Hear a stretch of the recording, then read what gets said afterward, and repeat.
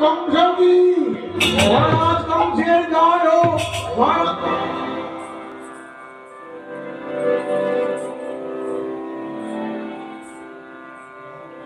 মহারাজ কংস মনে মনে ভাবলো আমার নামে জয়ধ্বনি দিচ্ছে কেন, নিশ্চয়ই কিন্তু কারণ আছে। এখন দেখুন লক্ষ্য করে মহারাজ কংস মনে মনে ভাবছে আমি ভগবান মানি না, আমি ভক্ত ভালোবাসি না, তো ভক্তরা সবাই আমার নামে জয়ধ্বনি করছে কেন? কারণ একটা আছে। কারণটা হচ্ছে মথুরাবাসী দেখেছে, মথুরাবাসী জানে ভালো করে যে আমাদের রাজা এই রাজ্যে যে ভগবান মানে, যে ভক্ত ভালোবাসে, এমন একটা রাজ্যে বাস করে যে এই রাজ্যের রাজা সেই ভগবানকে মানে না।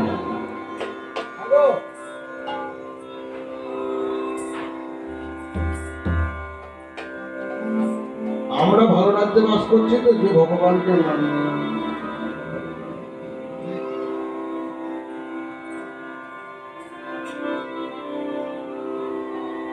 কিন্তু আজকে ওই মথুরার অধিবাসীরা, মথুরাবাসীরা জয়ধ্বনি করলো কেন না দেখি না একবার জয়ধ্বনি করে তার মনের অবস্থা পরিবর্তন করে যায় কিনা। এখন মথুরার বাসীদের ওই জয়ধ্বনি শ্রবণ করে কংস মহারাজ মনে মনে ভাবলো যে আমি এমন একটা কাজ করব যে মথুরাবাসী যে জয়ধ্বনিটা করলো আজকে, এই জয়ধ্বনি বরাবর থেকে যাবে। কি করবো? একটা কাজ করতে পারি, আমি রাতারাতি ভক্ত হয়ে যেতে পারি। কি বলবো? আপনিও পারেন। এখনকার দিনে অনেক আশ্রম হয়েছে, অনেক গুরু হয়েছে, যাদের কাছে গেলে আপনাকে মাথা নাড়া করে দেবে, মালা দিয়ে দেবে, তিলক করে দেবে, চৈতন্য রেখে দেবে, জপের মালা দিয়ে দেবে, আপনাকে সবাই প্রভু বলবে। আপনাদের দিকে খবরটা এসে কিনে বলতে পারেন আমাদের দিকে চলছে বলে। যে যাচ্ছে তাকে মাথা নাড়া করে দিচ্ছে, চৈতন্য রেখে দিচ্ছে, বড় বড় মালা দিচ্ছে, জপের মালা হাতে দিচ্ছে, ওদের টাইটেল হচ্ছে প্রভু, নাম করে টাকা যাবে। মহারাজ কংস মনে মনে ভাবলো আমি এমন একটা ভালো কাজ করব যেটা মথুরাবাসী বুঝতে পারবে না। কি করা যায়? আমার একমাত্র ভগিনী দেবকীর বিয়ে দেব তার সঙ্গে। এরা থেকে পরম বৈষ্ণব আছে, পরম ভক্ত আছে, কিছু তার সঙ্গে। তাহলে কি বুঝলেন? মথুরাবাসী জনগণ বুঝতে পারবে যে মহারাজ কংস যদি ভগবানকে ভালো না বাসে, ভক্ত ভালো না বাসে, তাহলে ওই যার পরে কিছু পরম বৈষ্ণব নিষ্কিঞ্চন তার সঙ্গে বিয়ে দিলে কোনো করবে, রাজাদের সঙ্গে বিয়ে দিতে পারতো, রাজার বোন রাজাদের সঙ্গে বিয়ে দিতে পারতো, যার অনেক কিছু আছে ইত্যাদি ইত্যাদি ইত্যাদি। মথুরাতে ঢোল পিটিয়ে দিল, আমি আমার ভগ্নীর বিয়ে দেবো পরম বৈষ্ণব, পরম ভক্ত নিষ্কিঞ্চনের সঙ্গে। এখন চারদিকে লোক পাঠিয়ে দিল এরকম একটা লোক খোঁজার জন্য, কিন্তু কেউ খুঁজে পেল না। একজন কর্মচারী এসে বললো মহারাজ আপনি চারদিকে লোক পাঠালে কেন? লোক তো আপনার ঘরে দিয়ে রয়েছে। ঘরে রয়েছে মানে আপনার ঘরেতেই কাজ করছে, আপনার কর্মচারী সে কে? যার নাম বসুদেব। ভক্তমন্ডলী ভক্তমন্ড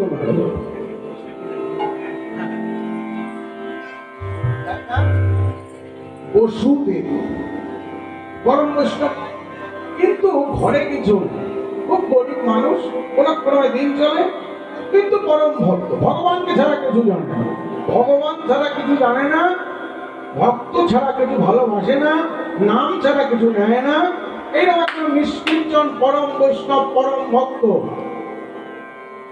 বসুদেব। মহারাজ কংস আমার কিছু বলছেন? তুমি আমার কর্মচারী, আমার রাজ কর্মচারী। আমি ঠিক করেছি আমি তোমার সঙ্গে আমার একমাত্র ভগিনী দেবকীর বিবাহ দেব। মহারাজ, এ ভুল করবেন না।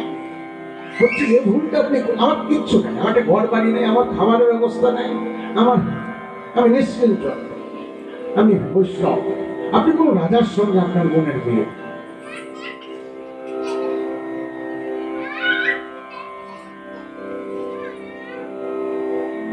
বংশ মহারাজ বললেন আমি তোমারই সঙ্গে বিয়ে। এই কি ঠিক হয়ে গেল? কথাবার্তা চারদিকে প্রচার হয়ে গেল যে মহারাজ কংস তার একমাত্র ভগিনী বসুদেবের সঙ্গে বিয়ে দিল। মহারাজ কংসের জয় হোক। মহারাজ কংসের চারদিকে তো জয়ধ্বনি পড়ে গেল। এখন লক্ষ্য করে দেখুন, জয় যখন দিচ্ছে সবাই মিলে, মহারাজ কংস মনে মনে ভাবলো যে আমি ভক্ত হয়ে গেলাম, আমি ভক্ত ভালোবাসি, মথুরাবাসী সবাই জানলো। কিন্তু একটা কথা মনে রাখবেন, চালাকির দ্বারা মহৎ কাজ,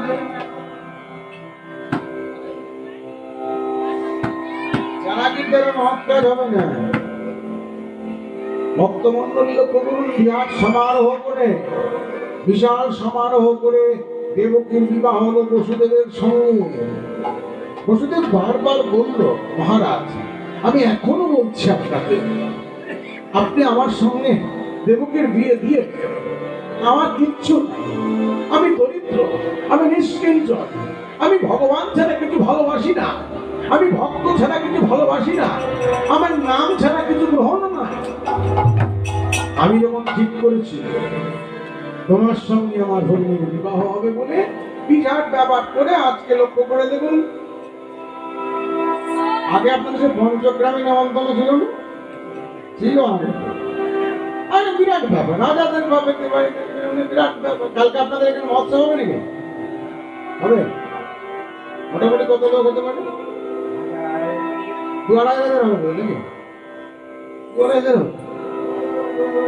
তা হবে। এখন যেখানে মহোৎসব হচ্ছে, সেখানে 2,500 লোক হচ্ছে, কিছু আসে।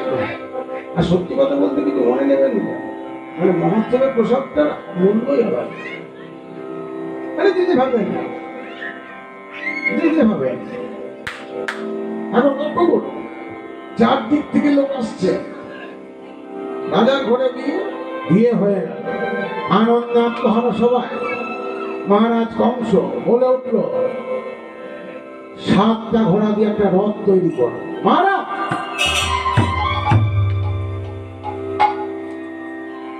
সত্য ঘোড়ার রথ কি হবে মহারাজ? আমি আমার বোন এবং ভগ্নিপতিকে ওই রথে তুলব, রথে তুলে আমি মথুরা পরিক্রমা করব। সত্যি কথা বলতে কি জানেন, মহারাজ কংস বলল, মনে মনে ভাবছে, বলল না, মনে মনে ভাবছে, শুধুমাত্র দেবকীর সঙ্গে একজন পরম বৈষ্ণবের বিয়ে দিচ্ছে, তাতেই সবাই জয়ধ্বনি করছে। তাহলে আমি যদি ওদেরকে নিয়ে পরিক্রমা করি, আরো জয়ধ্বনি হবে। কিন্তু কপালে যদি না থাকে তাহলে হবে না। এইটাই হচ্ছে আমাদের দুর্বলতা, আমরা বুঝতে পারি না, থাকতে হবে।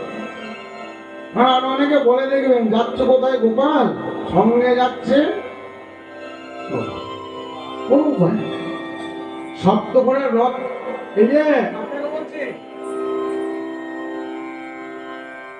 মহারাজ কংসকে বলছেন, মহারাজ আপনাকে বলছি যে সপ্ত ঘোড়ার যে রথ তৈরি হচ্ছে, তাই তো রথটা চালাবে কি? আমি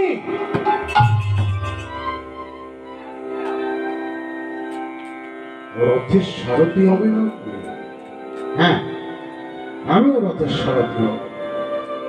হরিবল হরিবল। সপ্ত ঘোড়ার রথ তৈরি করা হলো, সারথি হলো ওই মহারাজ কংস দেবকী বসুদেবকে চাপিয়ে ওই মথুরা যখন পরিক্রমা করছে। লক্ষ্য করে দেখুন, জয়ধ্বনি, হুলধ্বনি, শঙ্খধ্বনি, সবাই আনন্দে আত্মহারা। সবাই যখন জয়ধ্বনি করতে করতে পিছিয়ে পড়েছে, ঘুরতে ঘুরতে একটা পুকুরের ধারে গিয়ে দেখা গেল মহারাজ কংসের জল পিপাসা। দেবকী, বসুদেব, তোমরা একটু অপেক্ষা করো, আমি একটু জল খেয়ে আসি ওই পুষ্করিণীতে, আমি পিপাসা রাখবো। মহারাজ, যাই হোক, আমরা বসি, আপনি পিপাসার নিবৃত্তি করে আসুন। মহারাজ কংস ওই রথ থেকে নেমে পুষ্করিণীতে গিয়ে অঞ্জলি ভরে জল পান করেছে। এই জল খাওয়া শেষ হবে কি না হবে, দেখা গেল আকাশের থেকে দৈববাণী হলো, কংস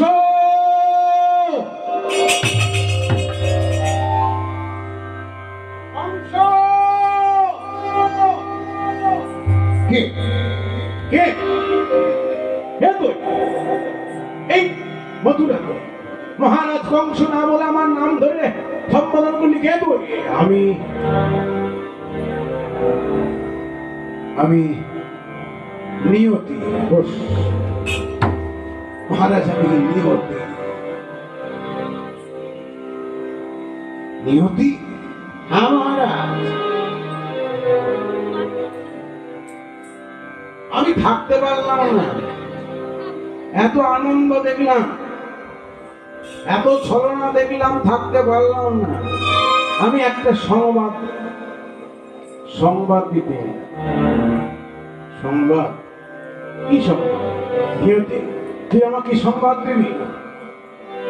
এত আনন্দ করি, যার বিবাহ দিলে, যাদেরকে রথে চড়িয়ে নিয়ে পরিক্রমা করতে আরম্ভ করলে, কিন্তু জানো মহারাজ, একটা কথা শুনে রাখো ভালো করে। নিয়তি বলছি, তুমি যাহারে লইয়া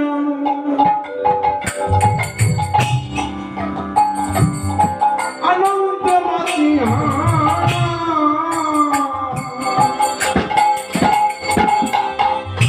পরিচয়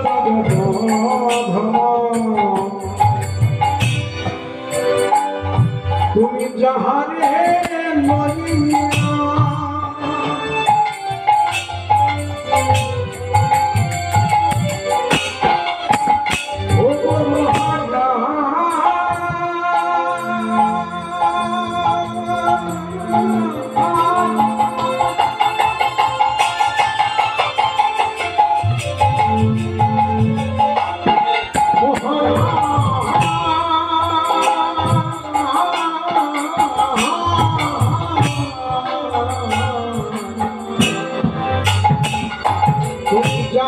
লইয়া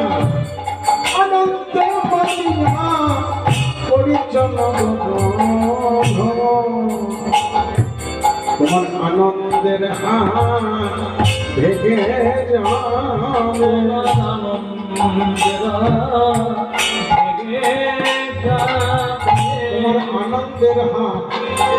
ভেঙে যাবে,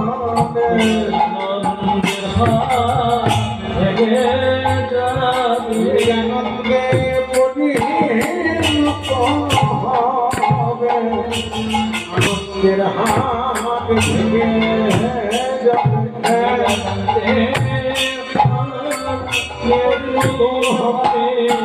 তোমার আনন্দের হাত ভেঙে যাবে, নিরানন্দে পরিণত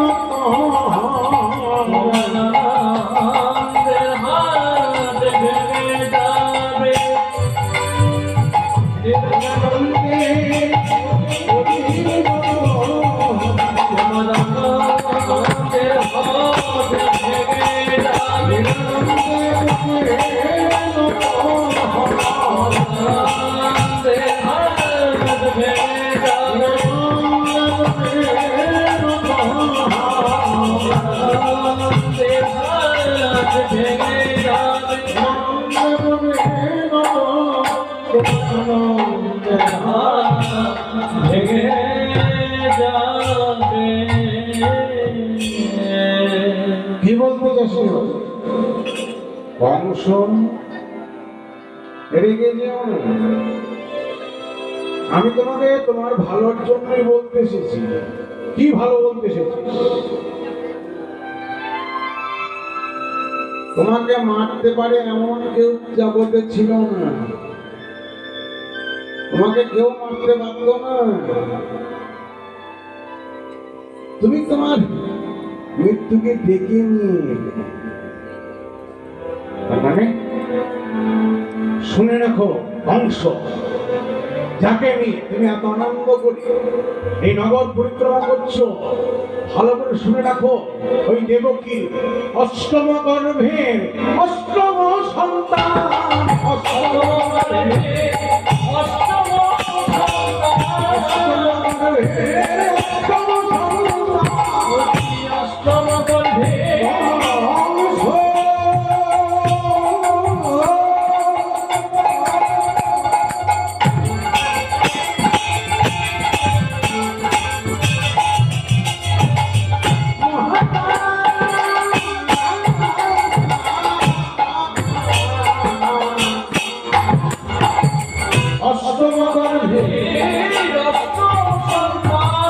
তোমারে বধিবে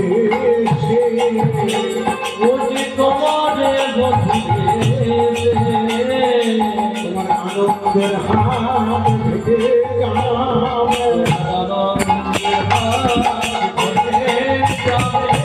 আনন্দের হাত থেকে যাবে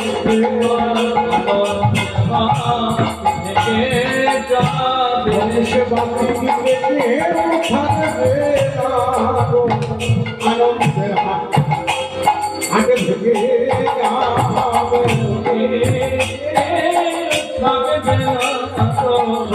সে তুমি নিধন হবে, সে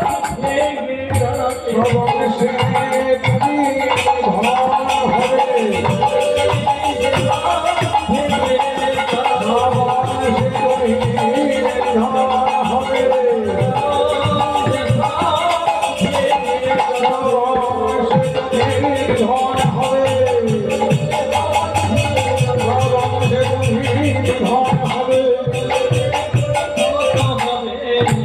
আনন্দের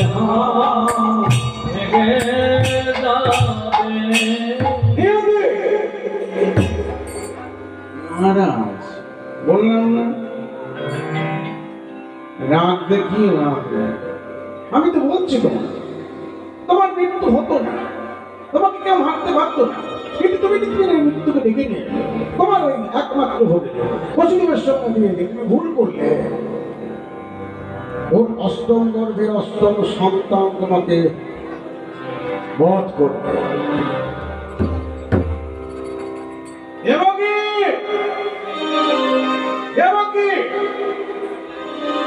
মৃত্যুর কথা শুনে মহারাজ কংস জল খেতে খেতে উঠে চলে লোকস করে থেকে ঊর্ধ্বশ্বাসে গেল দেবকীর কাছে, রাত থেকে দেবকীর কেশের মুঠি ধরে টেনে নামে এনে দেবকী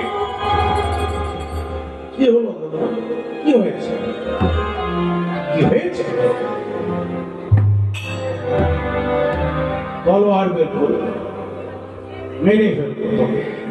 কেন বাবা? তুমি এত আনন্দ করবে, এত ধুমধাম করবে, এত খরচা করবে, আমার বিবাহ তুমি কত আনন্দ করে আমাদেরকে নিয়ে তুমি নগর পরিক্রমা করতে আরম্ভ করবে, এখন তুমি আমাকে মারতে চাইছো কেন? তুই জানিস সেবকে আমাকে নিয়তি বলে গেল তোর গর্ভে অষ্টম গর্ভের অষ্টম সন্তান আমাকে বধ করবে। আমি কথাটা শোনার পরে তো তোকে বাঁচিয়ে রাখতে পারি না। বসুদেব ছুটে এলো ওই তলোয়ার থেকে, যখন ওই কাটতে যাচ্ছে দেবকীকে মেরে ফেলতে যাচ্ছে, ছুটে এলো বসুদেব। মহারাজ কিছুক্ষণ আগে পর্যন্ত দেবকী আপনার ভগিনী ছিল, কথাটা ভালো করে শুনুন, কিছুক্ষণ আগে পর্যন্ত দেবকী আপনার ভগ্নী ছিল, বিবাহের পরে ওই দেবকী আমার স্ত্রী আর আমি ওই দেবকীর স্বামী। কিছু মনে করবেন না মহারাজ, স্বামীর কর্তব্য স্ত্রীকে রক্ষা করে।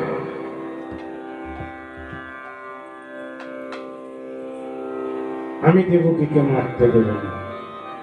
বসুদেব মহারাজ, আমি শুধু আপনার ভগ্নিপতি নই, আমি আপনার কর্মচারী, আপনার আজ্ঞাবহ দাস, কিন্তু স্ত্রীকে রক্ষা করা আমার কর্তব্য। একটা কথা শুনে রাখুন মহারাজ, দেবকীর অষ্টম গর্ভের সন্তান আপনার বধের কারণে আপনাকে বধ করতে, হত্যা করতে, দেবকী নয়। একটা কথা লক্ষ্য রাখবেন, যখন কোনো বিপদে পড়বে, যখন কোনো সমস্যায় পড়বে, তখন রেগে গেলে হবে না, মাথাটা একটু ঠান্ডা করবে, বুদ্ধি দিয়ে কথা বলতে দেখুন। বসুদেব বলল, মহারাজ আমি আপনার আজকে ভগ্নিপতি শুধু নই, বহুদিন থেকে আপনি আপনার কর্মচারী, আপনার আজ্ঞাবহ দাস, আপনি যা বলবেন আমি করতে বাধ্য, কিন্তু এই মুহূর্তে আমি আপনাকে একটা কথা বলি, স্ত্রীকে রক্ষা করা স্বামীর কর্তব্য। তা আমি আপনাকে একটা কথা বলছি, দেবকীর অষ্টম গর্ভের সন্তান আপনার মৃত্যুর কারণ। দেবকী নয়, দেবকীকে মারবেন। কি বলতে চাও বসুদেব? কোনো চিন্তা নেই মহারাজ, দেবকীর অষ্টম গর্ভের সন্তান যদি আপনার মৃত্যুর কারণ হয়, আমি কথা দিচ্ছি আপনি আমাকে ভালো করেছেন, যে কোনোদিন সত্য ছাড়া বলেন, যে কোনোদিন কথার খেলাপি করেন। এই পরম বৈষ্ণব বসুদেব কথা দিচ্ছে, ওই দেবকীর অষ্টম গর্ভের সন্তান, দেবকীর অষ্টম গর্ভের সন্তানকে আপনার হাতে তুলে দেব।